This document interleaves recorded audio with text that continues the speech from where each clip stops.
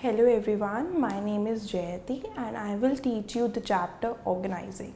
So this is the chapter for your business studies class 12th, and for class 12th you have to prepare this chapter very well because it carries a large number of marks for your exam and it is very important. So let us start the chapter by understanding its meaning very carefully, right? So first of all, we'll start by understanding the meaning of the word organizing and then we'll go through the chapter.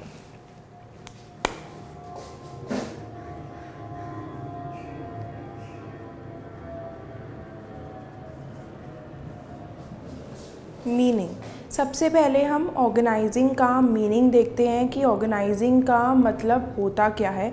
So organise, जब आप बोलते हो organise कर रहे हैं, हम इस चीज़ को ऑर्गेनाइज कर रहे हैं, तो उससे आप क्या क्या कहना चाहते हैं। अगर जैसे मैं बोलूं कि अगर आपके स्कूल में कोई फंक्शन है और आप बोलते हो कि इस फंक्शन को मैं ऑर्गेनाइज़ कर रहा हूँ, तो उससे आपका कहने का क्या मतलब होता है। सो ऑर्गेनाइज, जब हम बोलते हैं कि हम एक चीज़ को ऑर्गेनाइज कर रहे हैं, मतलब कि हम एक चीज़ को अरेंज कर रहे हैं। वहाँ पे हम ये देख रहे हैं कि क्या चीज़ें चाहिए उस इवेंट के लिए, या क्या रॉ मटेरियल्स चाहिए, किन लोगों को बुलाना है, उन लोगों की बैठने की जगह, उन लोगों के खाने के लिए खाना, रिफ़्रेशमेंट्स क्या प्रोवाइड करेंगे, वहाँ इवेंट में वॉशरूम्स होंगे या नहीं होंगे। सो अगर हम एक इवेंट का एग्जांपल लें तो हम इस तरह से बोल सकते हैं कि हम उस इवेंट को ऑर्गेनाइज़ कर रहे हैं, यानी कि हम इस इवेंट के लिए रिसोर्सेज को अरेंज कर रहे हैं, हम ड्यूटीज़ को एलोकेट कर रहे हैं कि किस पर्सन को किस ड्यूटी परफॉर्म करिए। अगर आप ऑर्गेनाइज़ कर रहे हो तो आपकी उस इवेंट को ऑर्गेनाइज़ करने में क्या ड्यूटी है। तो इस तरह से हम बोलते हैं ऑर्गेनाइज या फिर organising. I am organising a event और एनीथिंग। सो अब हम एक बिज़नेस की बात करते हैं। तो अगर आप एक बिज़नेस की बात करें, आप बिज़नेस स्टडीज़ पढ़ रहे हैं, सो इस वर्ड को आप एक बिज़नेस में कैसे कनेक्ट करेंगे, राइट। सो एक बिज़नेस के लिए ऑर्गेनाइजिंग का क्या मतलब होगा। So we'll start by writing the definition and then we'll study the meaning of it.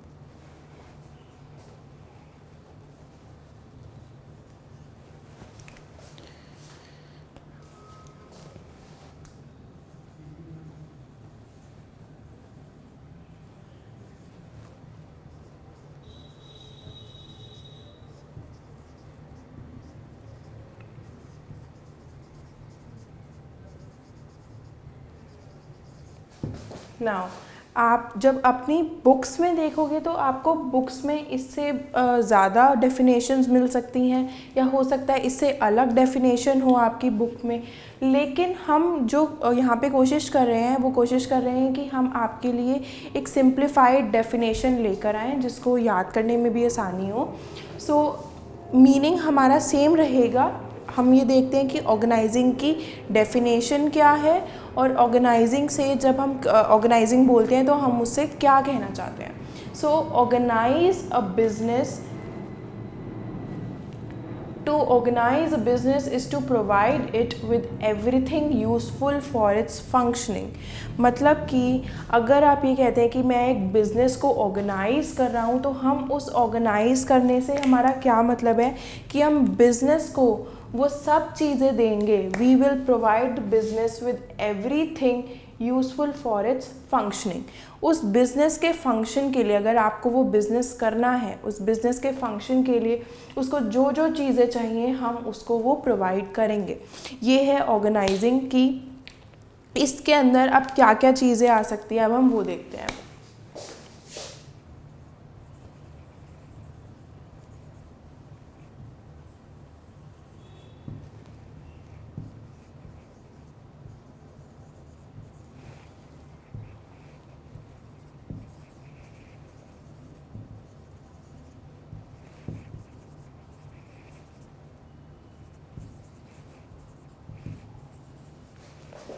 अब हम ये देखते हैं कि एक बिज़नेस को कंडक्ट करने के लिए हमें क्या क्या चीज़ों की ज़रूरत पड़ सकती है।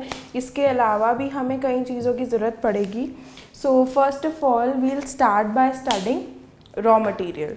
सबसे पहले जब आप एक बिज़नेस को कैरी करेंगे तो सबसे पहले आपको क्या चाहिए, रॉ मटेरियल, यानी कि आपको जो रॉ मटेरियल के केस में आप क्या कर सकते हैं कि आपको वुड चाहिए हो सकती है, अगर कोई मैन्युफैक्चरिंग कंपनी है। ये सिर्फ एक एग्जांपल्स हैं, जैसे आयरन एक रॉ मटेरियल है। सो ऐसी चीज़ें हमें बिज़नेस को कंडक्ट करने के लिए चाहिए। अब ये क्या होता है, रॉ मटेरियल का मतलब होता है कच्चा सामान जो आपको चाहिए। लाइक फॉर एग्जांपल आप किसी मैन्युफैक्चरिंग कंपनी में काम कर रहे हैं, वहाँ पे उस बिज़नेस में क्या हो रहा है, फैक्ट्री में बिस्किट्स का प्रोडक्शन हो रहा है। सो बिस्किट्स के प्रोडक्शन के लिए आपको रॉ मटेरियल में क्या चाहिए, आपको रॉ मटेरियल में फ्लावर चाहिए, रिफाइंड फ्लावर या होल व्हीट फ्लावर चाहिए, आटा, मैदा, ठीक है, और साथ ही साथ आपको शुगर चाहिए, आपको हो सकता है मिल्क चाहिए, आपको वेजिटेबल ऑयल की ज़रूरत पड़ेगी। सो ये सब चीज़ें जो होती हैं ये मिला के आपका रॉ मटेरियल बनेगा कि ये चीज़ें हमें कच्चा सामान चाहिए एक पर्टिकुलर सब्सटेंस की मैन्युफैक्चरिंग के लिए। Next we have personal. Personal से हमारा मतलब है कि हमें कुछ लोगों की ज़रूरत पड़ेगी, हमें ह्यूमन रिसोर्सेज की ज़रूरत पड़ेगी जो उस कंपनी को या उस ऑर्गेनाइजेशन को अपने बिजनेस को कंडक्ट करने में हेल्प करेंगे। सो वो होता है पर्सनल, यानी कि आपको लेबर चाहिए जो आपकी फैक्ट्री में काम करेगी। बिकॉज़ आपके पास अगर लेबर नहीं है, आपके पास अगर पर्सनल नहीं है, तो आप इन चीज़ों का कोई यूज़ नहीं कर सकते। लोग ही होंगे जो इन चीज़ों का यूज़ करेंगे। अगर लोग नहीं हैं तो आपका रॉ मटेरियल भी वेस्ट है, आपके मशीन्स, टूल्स वगैरह भी सब वेस्ट हैं। आपकी मशीन्स यूं ही पड़ी रहेंगी अगर कोई ह्यूमन रिसोर्स नहीं होगा उनको यूज़ करने वाला। Then we have machines. आपको अगर आप किसी चीज़ का फैक्ट्री में या आपकी ऑर्गेनाइजेशन में प्रोडक्शन हो रहा है, सो आपको मशीन्स चाहिए। और साथ ही साथ जैसे कि आप अगर फैक्ट्री में प्रोडक्शन ना हो, कोई और काम हो रहे हो, लेकिन स्टिल हमें कुछ मशीनों की ज़रूरत पड़ती है, हमें टेक्नोलॉजी की ज़रूरत पड़ती है ताकि हम अपने बिज़नेस को कंडक्ट कर सकें। Then we have tools. Tools is like something smaller like then machines. अब जैसे कि मैं कहूँ कि जैसे कि मैं पढ़ाने के लिए इन मार्कर्स को यूज़ कर रही हूँ। मार्कर्स कोई मशीन नहीं है, लेकिन हाँ वो मुझे एक मशीन की तरह ही हेल्प कर रहे हैं ताकि मैं बोर्ड पे लिख सकूँ। So these are the tools I am using to teach. Then we have capital. अगर आपको कोई बिज़नेस करना है तो ऑब्वियसली आपको उस बिज़नेस के अंदर कुछ कैपिटल डालना पड़ेगा। कैपिटल से मतलब है आपको कुछ असेट्स लगाने पड़ेंगे अपने बिज़नेस में।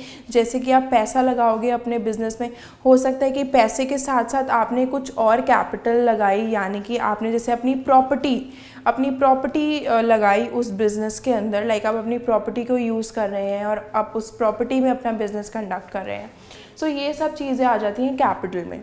अब अगर हम देखें कि ऑर्गेनाइजिंग से इनका क्या लिंक है, तो ऑर्गेनाइजिंग क्या कर रहे हैं हम ऑर्गेनाइजिंग में हम इन चीज़ों को अरेंज कर रहे हैं। अब हम ये देखते हैं कि ऑर्गेनाइजिंग से पहले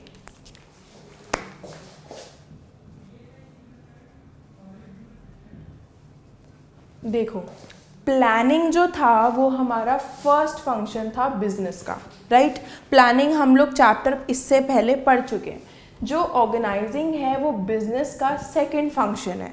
हाँ, तो हम प्लान्स ऑलरेडी बना चुके हैं कि हमारे बिज़नेस में क्या प्लान्स फॉलो होंगे, हम किस हिसाब से बिज़नेस में काम करेंगे, हम किन ऑर्गेनाइजेशनल गोल्स को अचीव करेंगे। सो वो हम लोग पढ़ चुके हैं प्लानिंग में। ऑर्गेनाइजिंग में हम क्या करेंगे, इन प्लान्स के हिसाब से हम रॉ मटेरियल्स को, हम बाकी चीज़ों को अरेंज करेंगे कि अब हमें अपना बिजनेस स्टार्ट करना है। प्लान्स तो हमारे बन चुके हैं, अब जो एक्चुअल वर्क है वो हमारा बिजनेस में स्टार्ट होने लगेगा।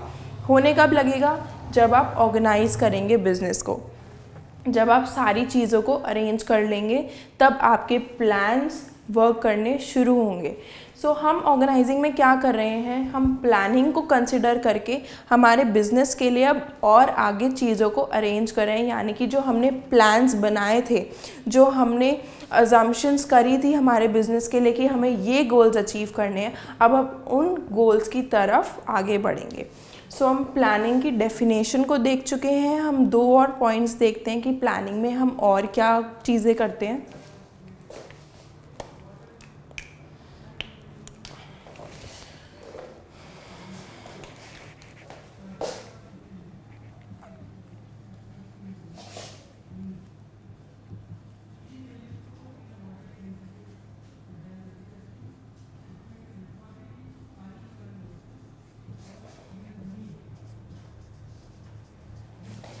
अब मैंने यहाँ पे लिखा है leads to implementation of plan. तो प्लान्स, तो जब आप ऑर्गेनाइजिंग कर रहे हो तो हम ऑर्गेनाइजिंग क्यों कर रहे हैं, क्योंकि हमने जो प्लान्स बनाए थे हमारे फर्स्ट फंक्शन में, हमें अब उन प्लान्स को अचीव करना है, राइट। सो जब आप ऑर्गेनाइजिंग कर रहे हैं तो हम इम्प्लीमेंटेशन ऑफ प्लान्स की तरफ काम कर रहे हैं।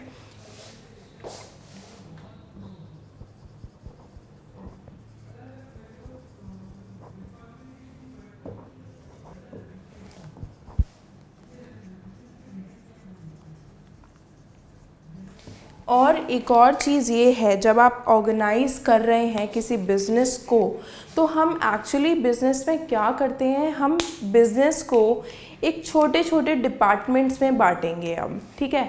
अब इस चीज़ को हमें ध्यान से देखना है। जब आप किसी बिज़नेस को ऑर्गेनाइज कर रहे हो, उस बिज़नेस को आप रिसोर्सेज दे रहे हो और ये सब चीज़ें दे रहे हैं, तो हम बेसिकली क्या डिसाइड करते हैं कि हमें हमारे बिज़नेस में छोटे छोटे डिपार्टमेंट्स बनाने हैं। जिस उस डिपार्टमेंट्स में क्या होगा,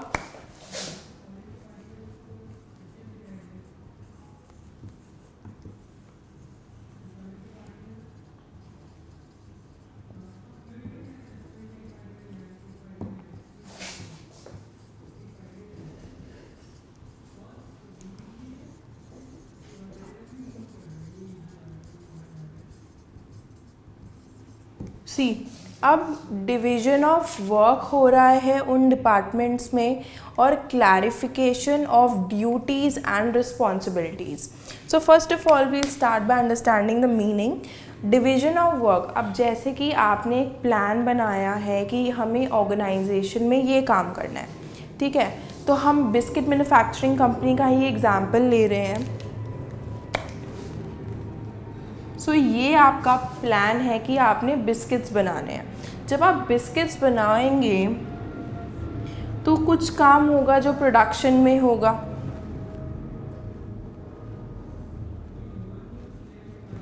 और कुछ काम जो होगा वो एडवर्टीज़मेंट का होगा कि जैसे आप बिस्किट्स बना रहे हो तो आपको उनको मार्केट में एडवर्टाइज़ भी करना है, अपने बिस्किट्स का प्रमोशन भी करना है। नेक्स्ट वी हैव कि आपको अपने बिजनेस में कुछ सेल लेकर आनी है, राइट। और साथ ही साथ आपके जैसे बिजनेस में बाकी डिपार्टमेंट्स भी होंगे, सो अदर डिपार्टमेंट्स, ठीक है। तो हम क्या कर रहे हैं, ये हमारा पूरा जो काम है हम उसको डिपार्टमेंट्स में डिवाइड कर रहे हैं। हम उसको हमने यहाँ पे फॉर एग्ज़ाम्पल इनको ऐसे बॉक्सेस में डिवाइड कर दिया। ऐसे ही बिजनेस में हम काम को अलग अलग तरीके से डिवाइड कर देंगे वेरियस डिपार्टमेंट्स में। सो हमने क्या किया, division of work. Then we have clarification of duties and responsibility. जब आप इस काम को डिवाइड करोगे सो इससे क्या होगा कि हमें पता होगा कि हमारे बिजनेस में क्या क्या काम हो रहे हैं, वो काम अच्छे से डिवाइडेड होंगे, और इन डिपार्टमेंट्स में जो लेबर होगी या फिर जो एम्प्लॉयज़ होंगे वो भी डिवाइडेड होंगे कि इस डिपार्टमेंट में ये लोग काम करेंगे, इस डिपार्टमेंट में ये लोग काम करेंगे। तो हर डिपार्टमेंट में आपके पास अलग एम्प्लॉयज़ होंगे, अलग लेबर होगी जो आपके लिए काम करेगी। सो इससे क्या हो रहा है कि जब आप ऑर्गेनाइज कर रहे हैं तो ऑर्गेनाइजेशन में क्लैरिटी आ रही है, ठीक है, आपकी ऑर्गेनाइजेशन में क्लैरिटी होगी, एक स्मूथ वर्किंग होगी,